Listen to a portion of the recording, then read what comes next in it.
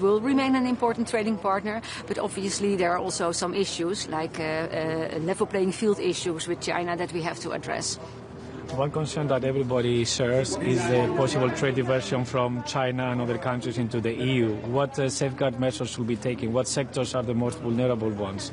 Shoemakers, electronics, I don't know what is the most concerning one for the Netherlands. The expectation is that trade flows will diversify, and there's also the chance that there's more imports from China into the EU. We have to look at a level playing field. We do have some concerns. It should be in coherence with the world trade rules that we have agreed with each other. So if that's not the case, then we will not hesitate to take measures. Is your impression that it could be a negotiated solution with the US so far? That's what we are aiming at. We want to negotiate with the US and come to a solution, because tariffs are bad for the EU, for the Netherlands, but also for the United States. Thank you very much. Thank you. Morning, everyone. EU-US trade is the topic number one for today. And we all know that tariffs are an unfortunate thing. Tariffs are taxes. Tariffs hurt our economies, our businesses, our customers, and our citizens at the end of the day. Therefore, we should look for the solution in our trade with the United States. We should avoid escalatory measures right away. We should look for a negotiated solution, and Lithuania stands for concrete steps forward into that direction. We support the Commission's mandate into that direction. We are looking also forward for European Commission to provide measures to soften the effect on our economies in EU, and those has to be for the investments in other industries and sectors. Defense, one of the solutions. The second way is, of course, to diversify our trade and new markets. And the third option is surely to look for the solutions also in the future to soften the effects of other exporters that will look to enter the EU market for the reasons of the US tariffs, China first of all. So we have also to see for the prevention measures in the future for it. And then from our position, we are really interested in seeing strong and united Europe. Contradictory measures at this moment are very counterproductive. Therefore, I look forward for the united position that will come up from this meeting of the Foreign Affairs Council on Trade. As we prepare to start these negotiations, or we already started with the US, what are the red lines that Lithuania will have? Or are you willing to talk about everything from SPS, agri-food standards to tax regulation? First of all, of course, we have to show that we have the countermeasures, that we have the leverages vis-à-vis United States. We are not the soft and weak side in these negotiations, but we don't have to use those right away, all those leverages. We have to look for opportunities to negotiate with United States. Of course, we have to receive more clear message what's in interest of United States to achieve at the end of the day. We understand that it's beneficiary to both sides to trade, US and EU. That's the largest trade, that's the largest investments on both sides. Both sides suffer from deficiencies in a global trade. Both sides suffer from China's policies towards us. So there are the natural grounds to find the joint and common interest and to find the solution. So we have to show the leverages that we have, to put them a bit to the side and go for negotiations. So you start preparing the anti-coercion instrument, given how, the flexibility it offers to target also services?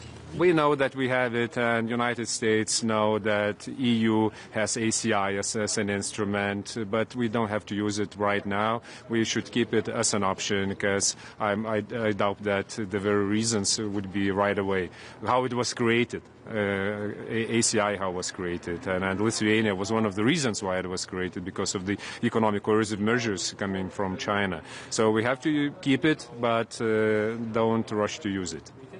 Any countermeasures in place? I mean, obviously there is a discussion about, or at least there's a proposal coming about steel and aluminium response, and there's going to be a vote, I think, on Wednesday. I mean, is that something we should have in place? Yes, we should have those in place because we already informed about it, we discussed about it, and we have to put them in place because that was pre-planned already. We cannot bluff in these situations, and we have the instruments. And we all know that it's now not about the steel and aluminium tariffs, now it's about the broader package. So we have to show that we are serious with this one and to proceed to the next one. Thank you all.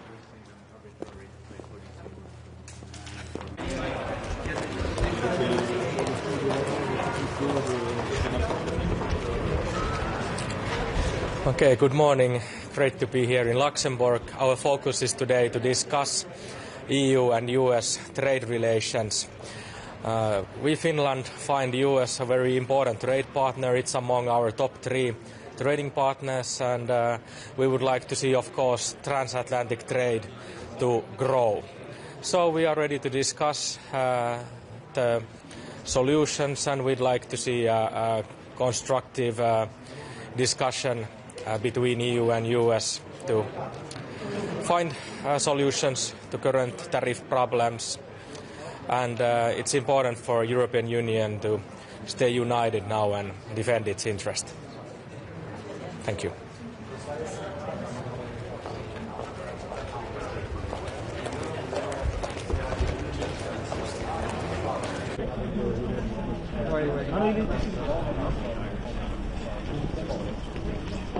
¿Aquí estoy bien? Muy bien. Buenos días. Muchas gracias por atender este punto de prensa aquí hoy en Luxemburgo. Como saben, tenemos por delante una reunión importante entre los ministros de Comercio de la Unión Europea para seguir avanzando en la definición de la estrategia de la Unión ante estas medidas injustificadas y totalmente arbitrarias impuestas en materia arancelaria por la administración estadounidense la semana pasada. El mensaje desde Europa tiene que ser claro, tiene que ser un mensaje de confianza y unidad, particularmente en estos momentos de tan elevada incertidumbre, donde ya estamos viendo el impacto real de estas medidas que, como ya dijimos muchas veces, solo hacen que el mundo esté más fragmentado y más empobrecido. Llevamos 3 días de caídas muy significativas en bolsa. Frente a esto, por lo tanto, un mensaje de confianza y de unidad desde Europa. Confianza y unidad, en primer lugar, para nuestros consumidores, para nuestras empresas, nuestras industrias, que sepan que Europa les defenderá y, por supuesto, protegerá sus intereses. En segundo lugar, un mensaje de confianza también para nuestros socios comerciales, que sepan que Europa va a seguir siendo un socio estable, un socio confiable y va a seguir estando abierta, por supuesto, a los intercambios comerciales. Y esto se traduce, si me permiten, en 3 elementos o en 3 medidas concretas. En primer lugar, cuando hablamos de proteger los intereses de nuestras industrias y de nuestras empresas, lo que queremos es que desde Europa se complemente la respuesta que podamos tener los Estados miembros. España ya desde el primer momento ha puesto en marcha una red de seguridad para los sectores potencialmente afectados y creemos que tiene que haber también un instrumento que ayude, que apoye a las empresas y sectores afectados desde el ámbito europeo, y eso es lo que vamos a proponer hoy.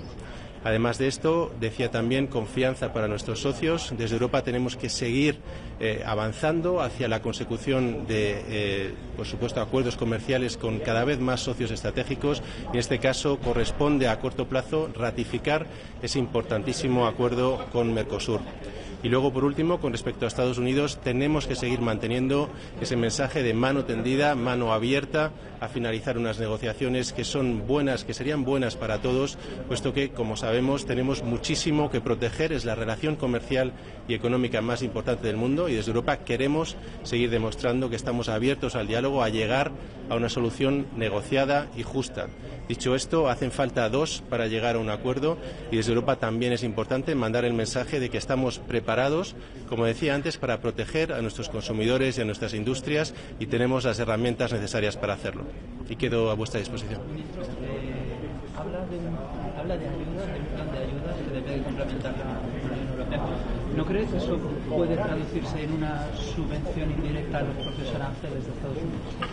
Bueno, nosotros lo que creemos es que desde Europa tenemos que tener en cuenta que hay que lanzar un mensaje de que la Unión Europea protege a sus ciudadanos y tiene un paraguas precisamente bajo el cual estamos todos más protegidos defendiendo nuestros propios intereses. A partir de aquí, estas ayudas tienen que ser también a nivel europeo por varias razones. La primera de ellas es que las competencias en materia arancelaria están en Europa, las tiene la Comisión Europea. La segunda es que si tenemos aranceles impuestos a productos estadounidenses, la recaudación irá mayoritariamente también al presupuesto europeo. Y la tercera, como decía, es que tenemos que lanzar ese mensaje de protección de paraguas desde el ámbito europeo. Estas ayudas, esta protección, desde luego que puede tomar también la forma de búsqueda de nuevos mercados, tal y como tiene también el plan de relanzamiento español. Tenemos que ayudar a las empresas a ser más resistentes en el medio plazo ante una posible reducción estructural de sus pedidos o del mercado estadounidense, y ese es, yo creo que el mensaje que debe lanzar la Unión Europea hoy también, de protección de sus consumidores, de sus empresas e industrias, y esto es compatible perfectamente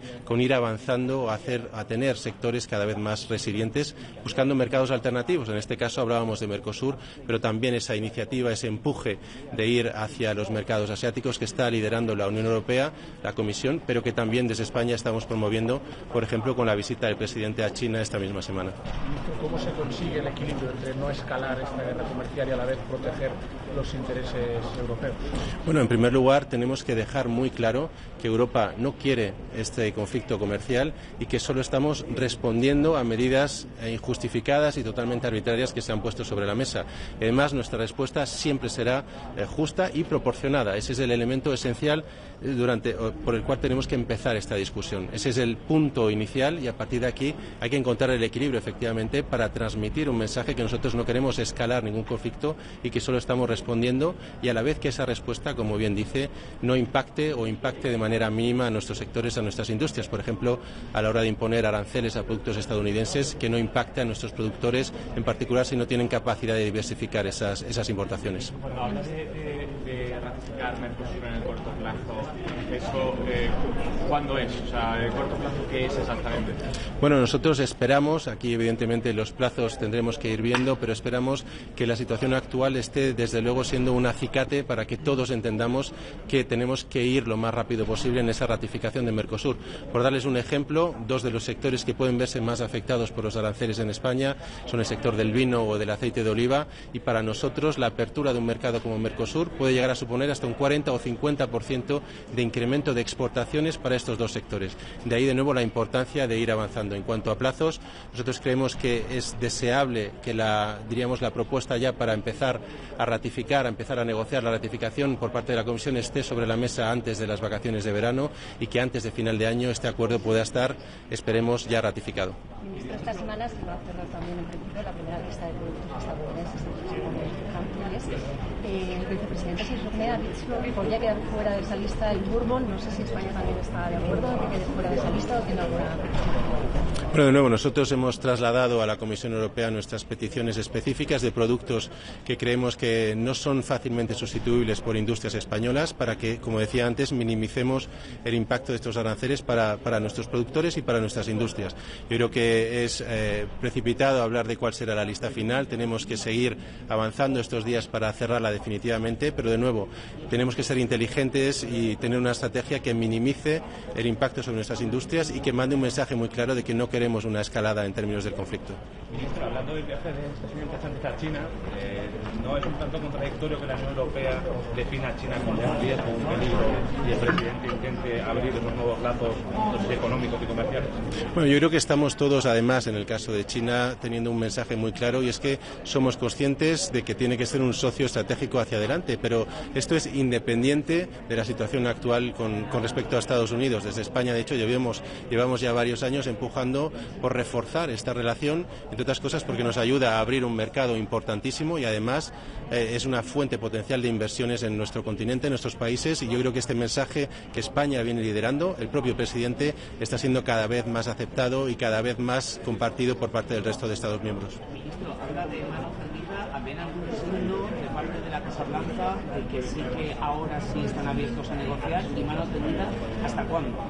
Bueno, tenemos que mantener también la cabeza fría, hay que intentar evitar la sobrerespuesta, ¿no?, a tweets o declaraciones. Nosotros tenemos que intentar, desde luego, avanzar en el trabajo, en el día a día de un posible acuerdo negociado, y aquí estamos ahora. Se ha abierto una nueva fase en este conflicto comercial tras el anuncio de los aranceles por parte de Estados Unidos el miércoles pasado, y aquí tenemos que entrar esta nueva fase, como decía, con la mano tendida y abierta, pero sin ser ingenuos. Para ser capaces de llegar a un acuerdo hacen falta dos partes en ese acuerdo y que todos estemos con esa voluntad negociadora. Veremos cuál es la actitud por parte de las autoridades americanas, apoyaremos en todo lo que sea necesario, en este caso a la Comisión Europea, al comisario Šefčovič, en estas negociaciones, y por nuestra parte, desde luego, de nuevo, no creo que debamos ponernos tiempos, pero Europa debe ir reaccionando conforme se vayan desarrollando. Ministro, más allá de un mensaje de confianza, ¿qué le puede decir el Gobierno a los inversores para parar todas estas sangrías en las bolsas?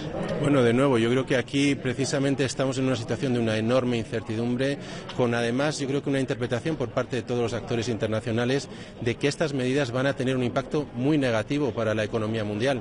De hecho, probablemente ya lo estemos viviendo, no solo a través de las bolsas, sino en parte en Estados Unidos, en la propia economía que ha impuesto estos aranceles.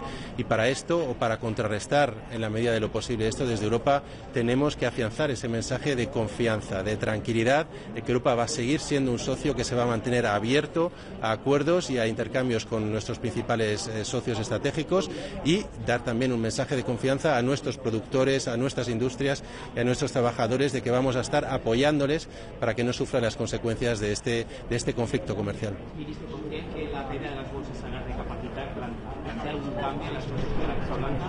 Bueno, yo no quiero anticipar la posible reacción de las autoridades americanas, pero yo creo que el mensaje que están lanzando las bolsas a nivel mundial es un mensaje muy claro de que estamos ante una política económica que es dañina, y dañina para todos a nivel global, y por lo tanto tenemos que recapacitar entre todos, intentar avanzar precisamente hacia esa solución negociada, hacia ese acuerdo que suponga un beneficio para nuestras economías. De hecho, llevamos años beneficiándonos todos de ese intercambio mutuo, de esa relación abierta entre Estados Unidos y Europa, y este tiene que ser el camino. Tenemos 4.400 millones que viajan a diario entre ambos continentes en intercambios de bienes y servicios. Esto hay que reforzarlo, no tenemos que avanzar en fragmentar estos mercados, al contrario. Yo creo que las bolsas están dando ese mensaje de manera muy clara, hay que escucharlo. Gracias. Gracias a vosotros. Es un tanto contradictorio que la Unión Europea defina a China como un riesgo, un peligro, y el presidente... I'd like to say a few words, if that's all right. Yeah, that's all right. Pleased to be here today at this important meeting of trade ministers. It's really the first opportunity to take stock after what was a very significant number of announcements last week. What's becoming abundantly clear now to anybody who was under any illusion in relation to this is that tariffs are really bad. They're bad for the US economy, they're bad for the European economy, they're bad for the Irish economy, and we need to find a negotiated way forward. I hope today provides us with an opportunity in the first instance to share insights, but also to discuss how we get this to a better place in terms of engagement. Ireland is very clear, as I believe are the overwhelming majority of European countries, that any actions we take must be taken with one agenda in mind, and that is to de-escalate, to get to a point of negotiation, because disagreement needs to ultimately end in agreement when people sit around a table and work out a way forward. I think the turmoil being seen in global stock markets and global markets is a real indication of the pain that tariffs are causing and will cause, not just to economies in some sort of macro sense, but also to individual citizens in Europe and individual people in the United States of America. So I look forward to taking stock today, and then I look forward tomorrow to travelling to Washington for engagement with the US administration. Thomas, just on the targeting of tech services and digital services, I suppose what is Ireland's view on that? Like, is that an absolute red line? Where do we sit in the debate, obviously, with the concentration of firms in Dublin? So firstly, I think if you were to get into that space, it would be an extraordinary escalation at a time when we must be working for de-escalation. It is in many ways the nuclear option if you start talking about the use of the anti-coercion instruments and the likes. So what we need to do here is step by step, in a measured way, consider how best to respond. And I'm very clear from my engagement with multiple European counterparts and our ongoing engagement with the Commission that the majority view is certainly not in that space of going near the ACI at this moment in time, but much rather looking to see how we can respond in the first instance to the steel and aluminium tariffs, and then crucially how we can get to a position of negotiation. Do you understand, is bourbon off that list of the steel and aluminium retaliatory tariffs? And second, on the much bigger list, I mean, tech services, the US just doesn't export enough goods to the EU for us to target tit for tat, which the Commission wants. So services will have to be on there eventually. So in relation to the list responding to steel and aluminium, we've yet to see the final list. I did write to the Commission outlining Ireland's concerns and views as part of the consultation, and would have highlighted the issue of bourbon and questioned, I suppose, the strategic relevance of it now, considering the dynamic had shifted in US politics since 2018. I hope that's reflected in the finalised list this evening. But in many ways, your second question makes my point, because actually so much has moved on since then. If you think of it like this, I mean, President Trump announced steel and aluminium tariffs about 26 billion worth of a hit in Europe. He announced tariffs on cars about 75 billion. But actually the last announcement in the Rose Garden is now a further 380 million. So even Europe responding to steel and aluminium does need to be seen in relation to that. It's a very small and measured response when you look at the total quantum of what he's announced. You are right in terms of the scale of response that would be required if you were to get into the tit for tat. But again, the European Commission, and I believe the overwhelming majority of member states, which is not to get into tit for tat, it's not to accept that where we are now is the inevitable outcome, and actually seek to engage. And I really think economics is on our side here. No matter who's in the White House, no matter what anybody's ideological view are, a trading relationship of €1.6 trillion between the European Union and the United States of America really matters. And we're beginning to already see the US markets, and I think people in the United States themselves begin to convey that to their administration. So what's important here is that Europe reacts in a calm and measured way. Time is somewhat on our side. We've got to actually take this step by step, and that's what we're going to do, and that's certainly the message that Ireland will convey here today. Thomas, it doesn't seem that the US administration, and Trump in particular, is in the mood to talk. What's the EU's approach then, where it seems that we're talking to a bit of a brick wall? I think we always have to be careful to not respond to kind of every comment made in the US administration, and I say that respectfully. But if I look at a range of things that we've heard in recent days, certainly the word negotiation and talks have been mentioned many times. In the executive order that President Trump himself signed, it provides space for people to engage and negotiate and get to a better place on tariffs. I heard the comments of the Commerce Secretary and the Treasury Secretary over the weekend in US media, both talking about engagement and negotiation, and indeed Maros Sefcovic himself was in contact with Howard Lutnick with a view to seeing how to take this forward. So I think, again, it is important to stay calm here. It is important to take this step by step. The first thing to do today is for Europe to come together here in Luxembourg and demonstrate unity. I think that is really important. People like to often, I suppose, don't attach enough value or importance to European unity. People thought European unity wouldn't hold up in relation to Ukraine. It largely did. They thought it wouldn't hold up in relation to Brexit. It did. They thought it wouldn't hold up in relation to COVID. It did. And I've no doubt that European unity is our strength here, and European unity will be maintained. That's the first step. Second step then is for the Commission later today, probably tonight, to publish the countermeasures in relation to steel and aluminium. And then thirdly, in the background and constantly, is trying to find a way forward in terms of negotiation. So everything we do here today, everything we do in the days ahead, has to be to create the environment that brings the US administration to the table. And I think there are many, many reasons, not just here, but in the global markets, that are going to make that an inevitability of the time ahead. Do you think an Irish minister will be able to come away with something from Washington, or better understanding from Washington than the EU so far has? Because those talks haven't worked so far, even though Sefcovic has been twice and called once. Yeah, no, I think obviously from an Irish perspective we have a close relationship with the United States over many years. We have an understanding in many ways of the business culture that exists between our two countries, but we're very clear we're firmly and proudly members of the European Union, and anything that I say in Washington in the coming days will be in support of the European Union efforts to get to a place of engagement and negotiation. I really believe that if people get around the table, a way forward can be found. This is a trading relationship that matters, and Europe has been very clear, we're up for a deal. I mean, President von der Leyen has talked about wanting to address any of the trade barriers that exist, wanting to buy more stuff from the United States and vice versa. We're up for a deal. I suppose the outstanding question is the United States up for one? And what we have to consider here today, what can we do strategically to help further, I suppose, increase our own leverage to get the United States around a negotiation table. So I look forward to having an engagement with Secretary Lutnick. I think it's always important to keep the lines of communication open, to share insights, to pick up the latest views, but also to really stress that the relationship that Ireland and the US have is two-way. Sometimes I think when it's commented on, it's commented in a way from times past. 200,000 jobs created by Irish firms in the US, every single state in the United States having jobs created by Irish companies investing more than $350 million in 1 year in the US economy. And even when you look to the US companies in Ireland, of which there are many, the US economy is benefiting from that because 80% of what the pharma companies in Ireland send back to the US aren't finished products. They go back into American factories where value is added, workers are hired, taxes are paid. So the relationship is much more interdependent and interconnected than perhaps headlines in the United States sometimes indicate. Okay, thanks so much, folks. Some of your colleagues have suggested that it might be necessary to support affected industries, especially when you look at European markets today. Companies are really feeling the effect of these tariffs. Is that something that Ireland is interested in? Are there any industries that you think need to be targeted with support? I think at a European level we're going to really have to accelerate conversations around competitiveness and productivity. There's an awful lot we can do in terms of controlling what we can control at a European level that would directly support European industry, European jobs and the European economy.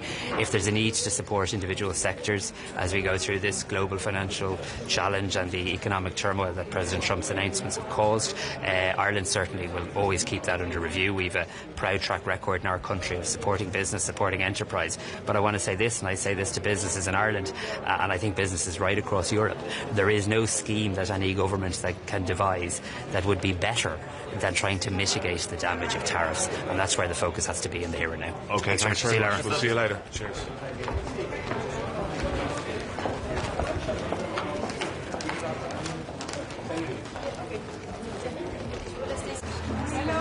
Hi, how are you? We support the European Commission in a dialogue with our US partner. Both of our economies are highly interrelated. There are numerous investments on both sides of the Atlantic, and we all reap the benefits out of this partnership.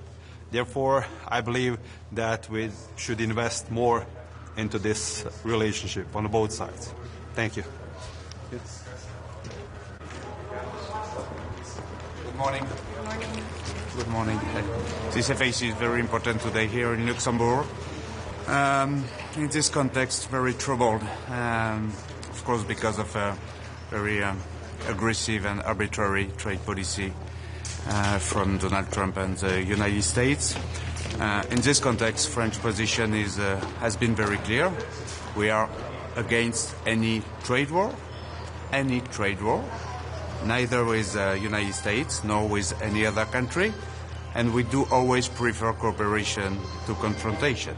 And this must be very clear, because our end goal remains the same, is to negotiate desescalation and negotiate back to where things were.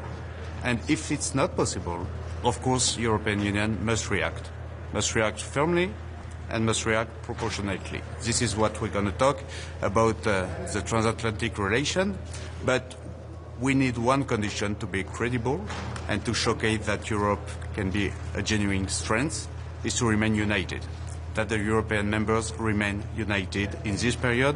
Very tough moment, very important period for the European unity and for the strength it is, and it has to showcase the world. And about the second topic, very important, we have to discuss today. It's about relationship between EU and China. About that transposition, of course, is always very clear. We need to rebalance trade relations between EU and China in line with our industrial, economic security and low carbon agendas. And at the same time, we need to pursue our very assertive trade policy with them, and especially fighting against overcapacity, especially during this very specific trade war time. So this is what we're going to talk, but I have to say that it is very good news that Maroš Šefčovič, Jean-Noël Barrot had great diplomatic exchanges these last days with Chinese authorities, because we need to talk with them at a very specific moment. How can you say it's not a trade war when Donald Trump launches tariffs 2 days after the visit of the commissioner? What was the beginning of your question? How can you say it's not a trade war already? I'm saying it is. I'm saying it is a trade war. We have to avoid it. Yeah, we have. We have to, but it is now. What we have to do is to negotiate back where things were. This is our end goal, because it's good for our own GDP growth, for our own jobs, and for American ones. So this is our end goal.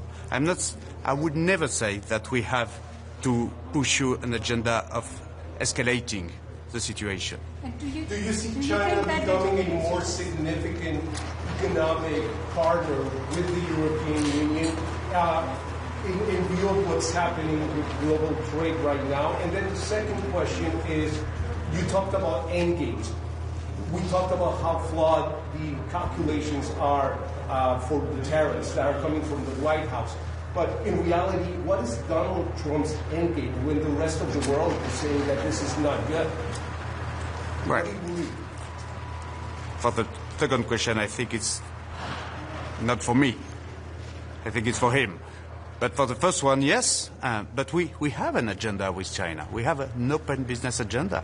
But what I'm saying is that we have to fight against overcapacities, and we have to protect Europe, of course, from overcapacities at the very moment of a trade war that can have, of course, consequences that can be very complicated for Europe. So this must be a discussion very important today between us. In this Thank you. the proposal of zero tariffs, Musk was bringing this up over the weekend. You said you want to negotiate back to where we are, but do you want to go further? I think it's a great idea.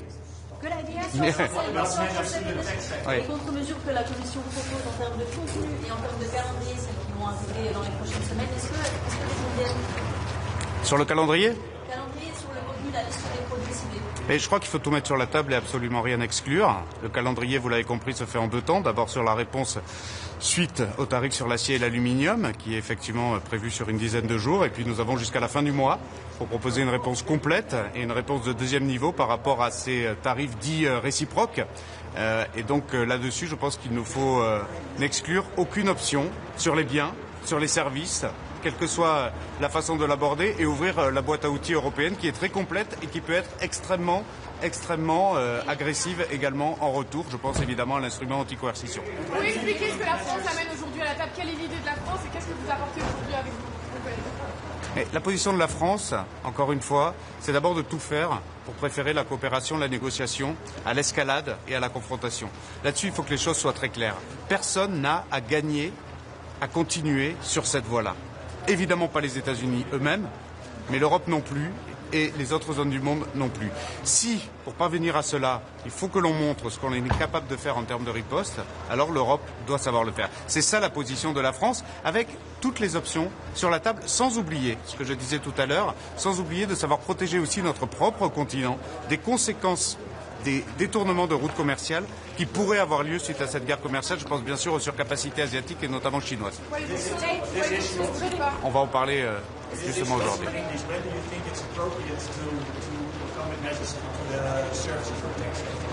I do. I think everything has to be discussed today. Everything, with no taboo. Thank you. Thank you. Maybe. Merci, merci.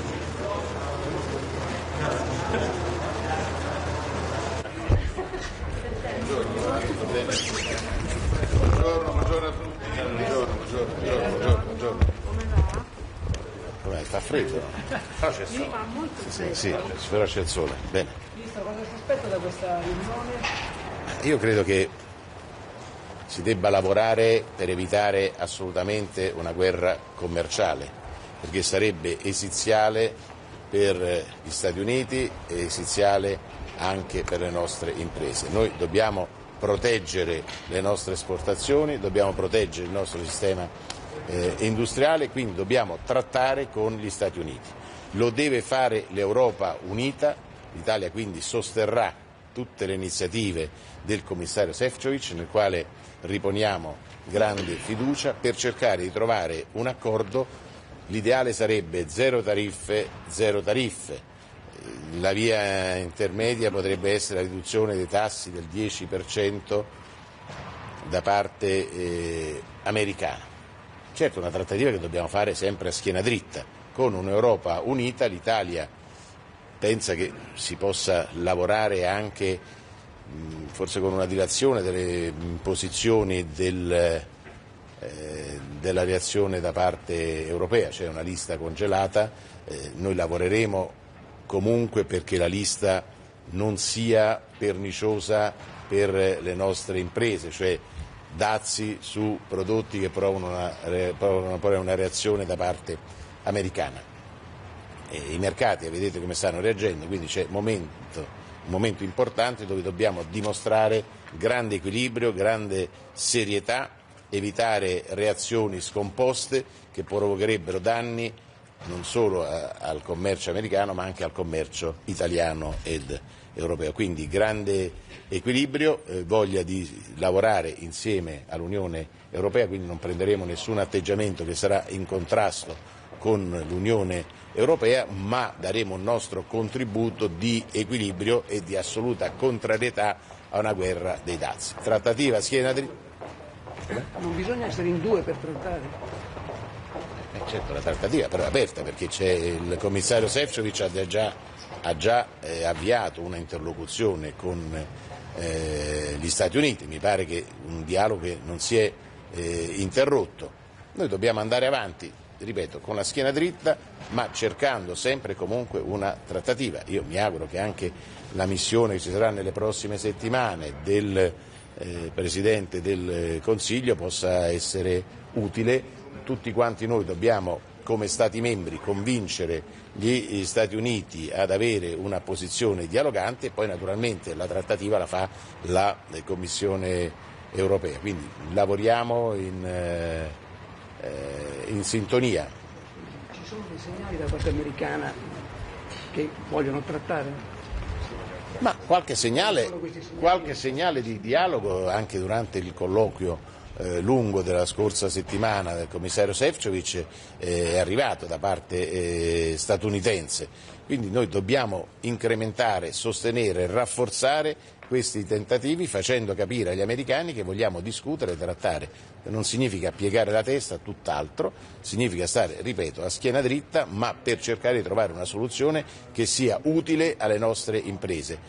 Non possiamo permettere un danno a chi intraprende e a chi esporta. Noi stiamo lavorando come governo ad una serie di iniziative, compreso il rilancio dell'export in altre parti, vogliamo rimanere negli Stati Uniti, domani ci sarà un grande evento a Caserta con le imprese olandesi, italiane e olandesi, perché vogliamo rafforzare il nostro export anche in un paese che è uno dei principali luoghi dove c'è un'esportazione all'interno del mercato unico, quindi rafforzare il mercato unico. Poi sarò questa settimana in India e in Giappone, anche lì per andare a rinforzare la nostra presenza su questi mercati. Cioè il governo italiano ha una strategia per proteggere le imprese. Faremo di tutto perché possa esserci il minor danno possibile dai dazi che sono stati annunciati. Secondo noi si è trattato di un errore, ma lavoreremo perché questo errore non provochi danni eccessivi al nostro sistema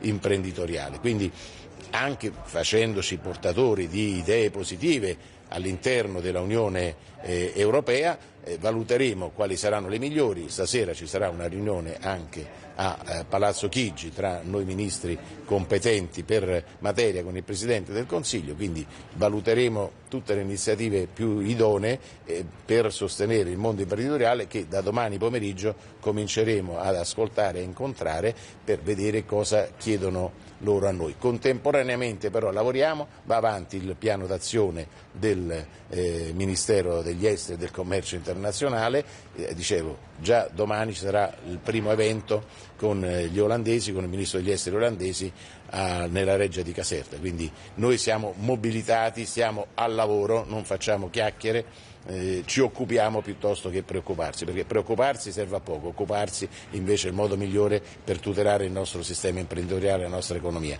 Non c'è preoccupazione per le borse che stanno crollando per il terzo giorno? Stiamo lavorando, stiamo avviando tutte le iniziative possibili, convincendo anche gli altri, sono qui come vicepresidente del Consiglio anche per dire all'Europa dobbiamo affrontare in maniera determinata la questione, cercando di arrivare ad una trattativa. Il mio sogno è quello di avere un mercato europeo e transatlantico che sia un mercato unico dove non ci siano tariffe. Noi dobbiamo arrivare a questo obiettivo. Una domanda, scusi, per quanto riguarda... Poi dobbiamo andare alla riunione. Se dovessero per esempio aumentare le importazioni dagli Stati Uniti, potrebbe essere una soluzione? Ma io l'ho sempre detto, poi qualcuno è insorto perché ho detto che possiamo aumentare le importazioni, comprare più negli Stati Uniti, internazionalizzare di più, cioè investire di più negli Stati Uniti è un modo per proteggere il nostro export. Mi sembra una cosa per la quale non serve una grande intelligenza, mi sembra una scelta giusta, che non significa delocalizzare. Io sono contrarissimo alle delocalizzazioni, ma sono favorevole alle internazionalizzazioni. Da qui il lavoro di domani con gli olandesi, di questa settimana con l'India e con il Giappone. Una pregunta en español o inglés. En español, como quieres. Vale. Ahora que empezamos las negociaciones con Estados Unidos, ¿tiene Italia alguna línea roja o está dispuesta a hablar sobre todo los estándares medioambientales, tecnología, incluso... Hablamos, ahora empezamos con la lista ya que está en la comisión. Vamos adelante, creo que es más importante hablar, porque una guerra comercial no ayuda a nosotros, no ayuda a los americanos. Por eso es muy importante hablar. Claro, no bajamos la cabeza, pero hablar es la solución mejor para defender las empresas grandes, pequeñas y medianas. Lei per il congelamento di un'eventuale lista di contromisure intanto? No, vediamo quello che sarà, si può magari pensare ad un rinvio al 30, ma certamente non è che noi ci opponiamo.